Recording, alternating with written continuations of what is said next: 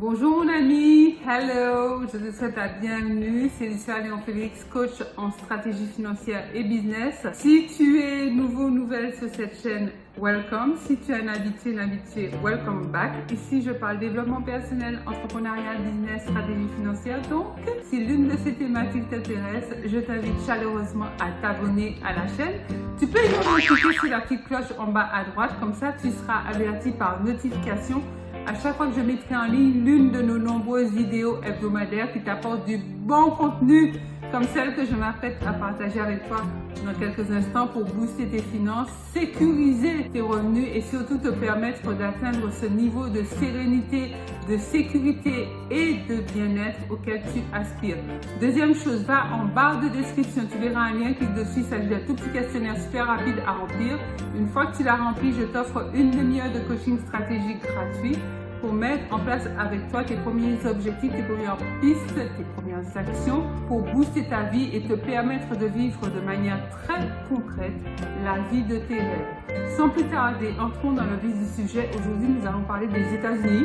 Est-il intéressant d'investir aux États-Unis? Alors, jusqu'à très récemment, j'étais focus, j'étais déterminée, j'étais prête à investir aux États-Unis, notamment à Miami. Je vais toujours au bout de mes recherches et je ne passe à l'action que lorsque j'ai été au bout des informations que je pouvais récolter à propos d'un domaine, surtout lorsque je ne suis pas habituée dans un investissement dans lequel je m'apprête à me lancer. J'ai été au bout de cette recherche d'informations, j'ai quelques contacts aux États-Unis, notamment à Miami, et les retours n'étaient pas super favorables. J'étais prête à le faire, j'étais même prête à créer une société, une LLC. La LLC, c'est l'équivalent de notre SARL ici en France. Mais finalement, je me suis rendu compte par recoupement d'informations et en me formant également par rapport aux stratégies locales aux États-Unis que le niveau de rentabilité de la ville que j'envisageais, à savoir Miami, ne me permettrait pas d'être équivalent à ce que j'arrive à atteindre en Guadeloupe ou même en France. J'ai revu ma copie. Je n'ai pas abandonné mon projet, mais j'ai revu ma copie et je te dirai en fin de vidéo quelle est la ville où j'envisage d'investir aux États-Unis. Parce qu'il faut savoir que aux États-Unis, en matière de taxes, les villes, les États notamment, ne sont pas, sont indépendants. C'est-à-dire que chaque État va fixer la taxe qu'il veut bien sur la propriété, sur le foncier, etc. Bon, globalement, les États-Unis est quand même un territoire où il y a moins de taxes en France, mais c'est intéressant de bien se renseigner par rapport à l'État où tu veux investir, si toutefois tu investis aux États-Unis, parce que tous les États ne se valent pas en matière de taxation. Il y a un avantage qui est assez intéressant lorsqu'on compare la France et les États-Unis, c'est-à-dire qu'il y a un accord entre ces deux pays où tu n'as pas de double taxation en fait. C'est-à-dire que même si tu es résident français, tu peux investir aux États-Unis et payer tes taxes aux États-Unis. Ça veut dire que tous les biens que tu auras sur le territoire américain vont être taxés là-bas et tu n'auras pas de taxes en France. Et en plus, ça ne va pas entrer dans le patrimoine immobilier que tu as en France puisque tu investis dans un autre pays, sur un autre territoire. Quand tu investis via une LLC, tu peux de manière automatique bénéficier d'un billet d'avion lorsque tu résides à l'étranger parce qu'ils considèrent, enfin l'État américain, le fisc américain considère que tu as le droit de venir visiter ton bien.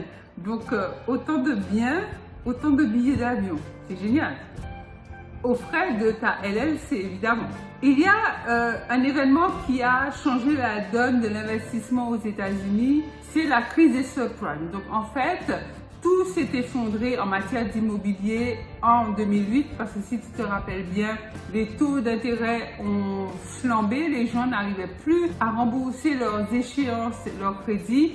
Les banques ont saisi beaucoup de biens immobiliers ou alors les gens ont bradé leurs biens immobiliers avant que la banque ne saisisse. Les banques sont devenues propriétaires de biens immobiliers alors que ce n'est pas leur vocation, donc ont vendu à vil prix. Mais là, depuis, le marché a tendance à remonter.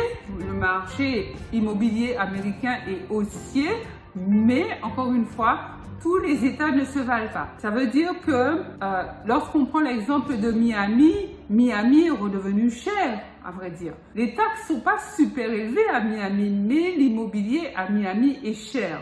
En termes d'investissement, Miami, c'est pas une super ville. Tu as d'autres États où la courbe de croissance, de reprise d'activité immobilière a repris, mais n'est pas revenu à l'état antérieur à 2008. Dans ces états-là, ça vaut le coup de faire des affaires. Encore une fois, il faut toujours se renseigner parce que bon, moi je parle de Miami, mais je ne connais pas toutes les villes de la Floride. Tu as sûrement des villes comme Tampa, comme Orlando ou peut-être Jacksonville, peut-être ça vaut peut-être la peine de se renseigner pour savoir est-ce que c'est intéressant ou pas. Bon, je pense que Orlando doit être quand même assez cher.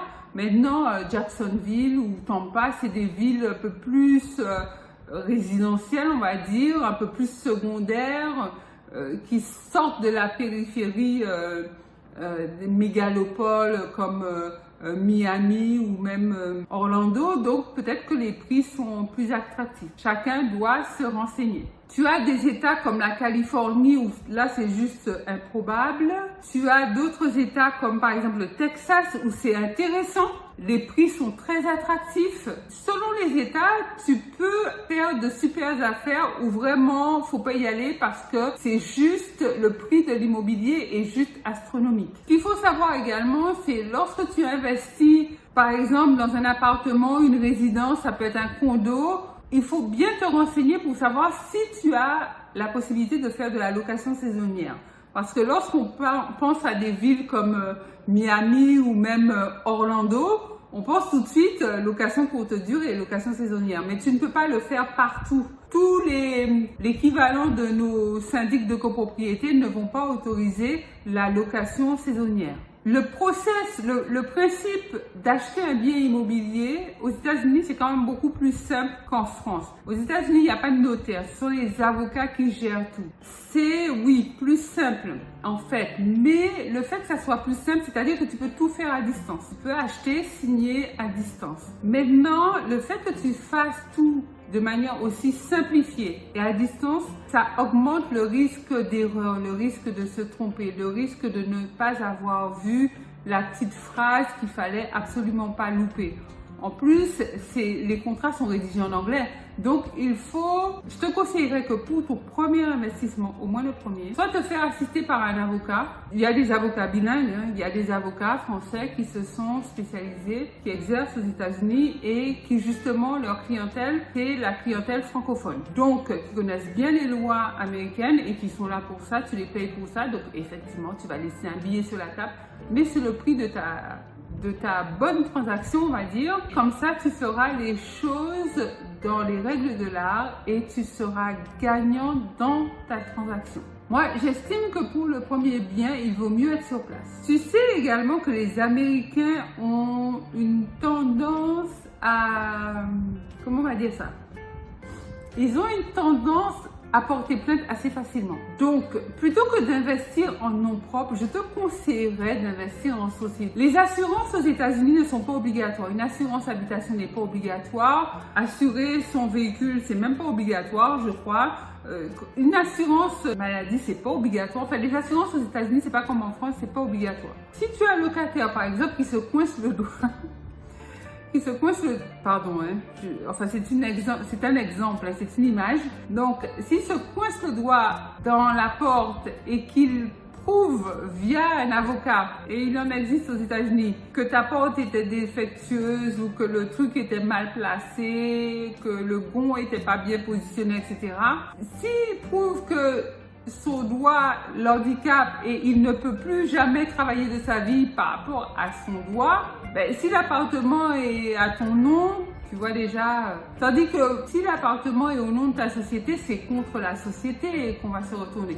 Donc aux États-Unis, tu vois, quand on sort des sentiers battus, c'est très bien. Moi, j'estime qu'il faut le faire. Il faut pas tout le temps être en mode investissement pépère, etc. Il faut aller voir ailleurs, mais il faut bien se faire accompagner, être formé, aller prendre le temps qu'il faut. Lorsque c'est ton premier bien, prends le temps de créer la LLC, prends le temps de prospecter, d'aller regarder ce qui se passe. Sélectionne 3-4 États qu'on t'aura conseillé, va regarder les prix, regarde un peu le marché et finalement, même si tu mets plus de temps, mais finalement tu feras un bon investissement. Côté emprunt bancaire, ça peut être un peu compliqué des deux côtés. C'est-à-dire qu'aux États-Unis, on ne te connaît pas, même si tu crées une LLC, il n'y a rien, la société ne génère rien. Donc les banques aux États-Unis ne vont pas forcément être enclines à te prêter de l'argent. En France, encore moins. Te prêter de l'argent pour investir dans un bien hors du territoire français, les banques elles vont pas faire ça parce qu'en cas de souci, elles pourront pas aller saisir le bien. Du coup, ce qui se passe, c'est que pour le premier bien, la plupart du temps, il est acheté en cash. Donc, il est mis dans une LLC, tes loyers vont rentrer dans la LLC et pour ton deuxième bien, ben là, tu pourras aller voir la banque avec l'historique de la LLC pour emprunter pour ton deuxième bien. Voilà, mon ami, ce que je vais partager avec toi.